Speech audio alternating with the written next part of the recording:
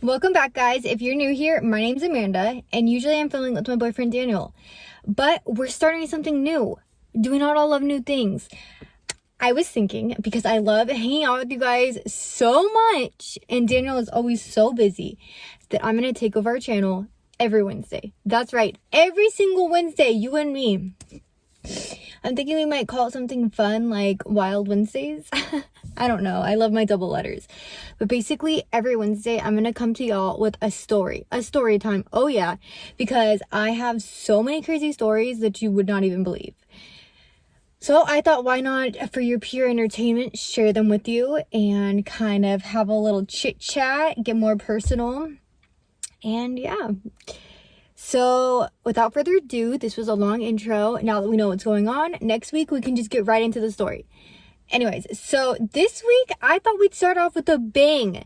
This week we're going to talk about the time I got expelled. Yes, the time I got expelled my sophomore year of high school. So a little background about me. I'm the oldest of 4 kids. Being the oldest, I'm supposed to be the most responsible and the model child, which my parents thought I was. And I was, for the most part. I mean, I am not gonna lie, I felt as if I had more respect towards others than some of my friends. No disrespect, but I was raised right. And I, as most do, fell into the wrong crowds. And my best friend at the time, her mom was that cool mom. That mom that would get you like alcohol and all that type of stuff. So with that being my best friend, we always got a little tipsy on the weekends. So one time, my school was having a carnival and it was going to take place after school that night. So my friends thought after we got out of school, we're going to walk to the park, we're going to drink, we're going to get drunk, and we're going to go to this carnival. And we are just going to have the time of our life. Like, of course, at 15 years old, what else do you do? No, so we did, and we got very, very, very drunk. And mind you, I'm very small. Very small.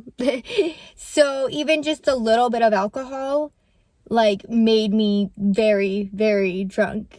So, yeah.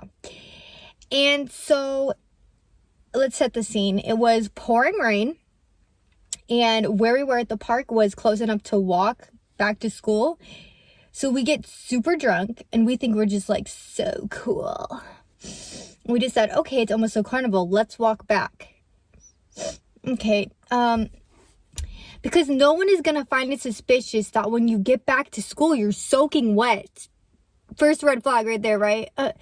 So we get into school. And we're walking up the stairs in the gym, and we get to the principal.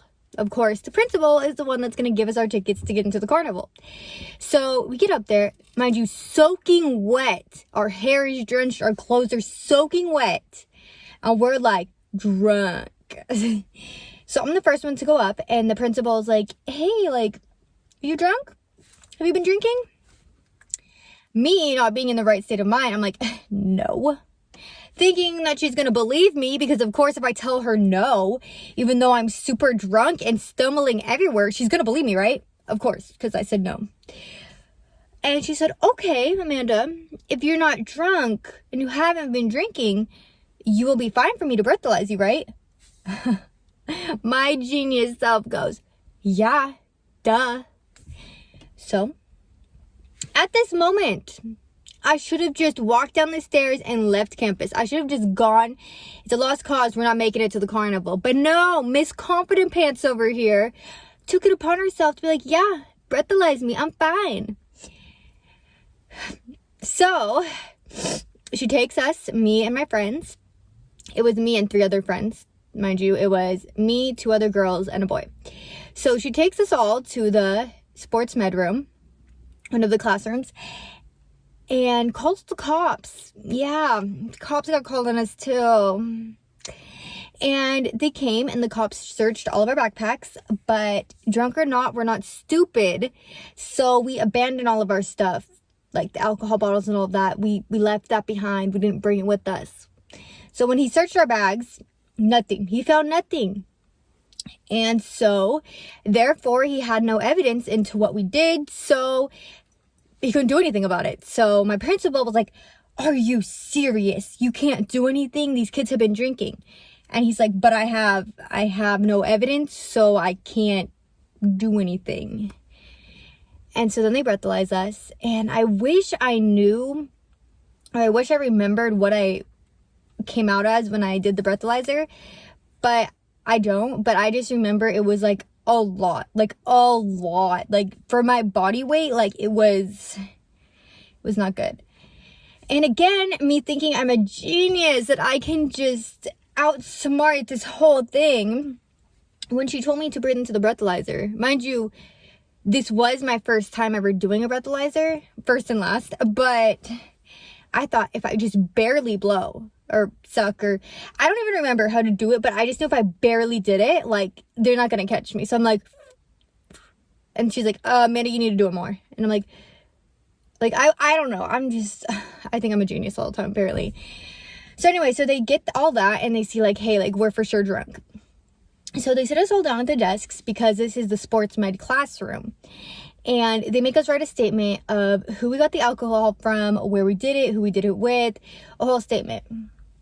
And I just sat there. I sat there, and I didn't fill anything out. I'm not a snitch. I'm sorry. I'm not. Get me in trouble, but I'm not telling on anybody. I don't care. So my principal came to me, and she said, Amanda, you need to fill out that paper right now, or you're going to be in trouble. So you know what I said to her? I said, I'm already in trouble.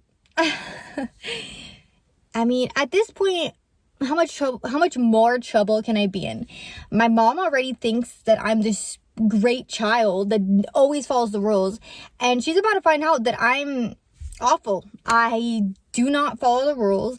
I'm doing things I shouldn't be doing, especially at 15 years old. And how is that going to look as an influence to my siblings? You know, that in itself is going to be enough. But now I'm getting told that I'm going to get suspended. So, I don't really care. I could care less to do your paper. So, whatever. And then, I don't remember if this was before or after me having to fill out the paper, but I remember them taking me into the closet and giving me a sweatshirt, because I literally was like shaking. I was like freezing because I was drenched in like soaking wet clothes. I don't remember them giving anybody else other clothes, so I don't know why I was more wet than everyone else. I have no idea, but I just remember them like taking my wet clothes and changing me into a sweatshirt so I could like not freeze to death. So they call my mom, and she doesn't answer because she works graveyards. And like, to be honest, I'm more scared of my mom than the school. So they're calling and she's not answering. So finally I'm like, call my grandma. So they call my grandma, and she comes, and I was just terrified, like terrified. But my grandma picks me up, and she takes me home, and I just remember crying, and I was just so upset, and I was so scared. And like, I just knew that when I saw my mom in the morning when she got off work, like, it was gonna be bad news. It was going to be bad news. So I spent the night at my grandma's, and the next day my mom comes to pick me up and take me home. And there wasn't much talking going on, but that's almost like worse. Like, you know, like when your mom has nothing to say, you know, like, I know I'm messed up. So I get home, and my stepdad has 2 40s, like 2 big bottles of beer. He puts it on the table. He goes, you like to drink? Let's go. Come on, you want to drink so much. You love to drink so much and get drunk. Let's go. Come on. And I just remember crying. And being like, I didn't do it to disobey my parents. Like, my intent of doing this stuff was to have fun and not to purposely disrespect my parents. And I just felt as if when he did that, he was like making fun of me, and like, I don't know, it really hurt. So yeah, let's just say I lost my parents' trust, like, a lot. And you know, you can imagine going from the amazing kid to like the kid that's getting suspended from school for getting drunk, and she's 15 years old. But anyway, so fast forward, I ended up I got suspended for a week, and I got grounded for 6 months, to the point that my parents took my phone away and made me get picked up in the office every single day after school for the rest of the school year. And they told me I couldn't be friends with those people anymore. So you can imagine, no phone, no friends, no freedom. I got pretty depressed. And when I would get home from school, I was forced to go in my room until it was time for bed. When it was the weekends, I would spend both Saturday and Sunday in my room. I don't know how people go to jail. I had a comfy bed, of course, as it was my bedroom, but I was going crazy. Like, you don't realize how many hours are in the day until you have nothing to do. And so after 6 months of being grounded, my parents finally gave me my phone back and told me, like, I still would appreciate if you're not friends with those people, as I can see they're making you do things you shouldn't be doing. But you could have friends again. You don't have to get picked up in the office, whatever. But at this point, it was like the end of the school year, so I didn't really have to worry about getting picked up from the office. But we had a lot of meetings with the principal and vice principal throughout the year. And they came to the conclusion that because I was failing, like, I was getting drunk on the weekends and failing school. Like, I didn't even have a 1.0. Yeah. And I was a sophomore. So they said, Amanda has never gotten in trouble before. If you can get your grades up, if you can go to summer school, I will allow you to come back your junior year. I will not expel you. So I went to summer school all summer. It was hard, but I went all summer to summer school. And then I come back to my junior registration ready to, take on the year, do better. Yeah, no. I get there and the principal looks me in my face and says, Amanda, you're no longer allowed in my school. You will not be registering. And I just was like, what? Like, I got in trouble once. Do you not see how many people are getting in trouble every single day at school? Like, getting in fights, drinking, smoking on campus, and I get in trouble once. I go to summer school like you asked me to do, and you're not allowing me back at school. And she said, yeah. Bye, basically, like, and I just remember, now mind you, I don't believe in hate. I don't believe in grudges, but in that moment, I hated her so much. Like, I had been going to school with all of these kids since kindergarten, and I'm going into my junior year, and you want me to start over my junior year at a brand new school where I know nobody. Are you serious? She was serious. So I ended up having to start a new school, and that is a whole nother story in itself. If you want me to tell you that story, I definitely can, because it was awful. Those kids are not fun. They are not nice. I think that is the most bullied I've ever been in my entire life, to the point that I just couldn't take it anymore. Yeah.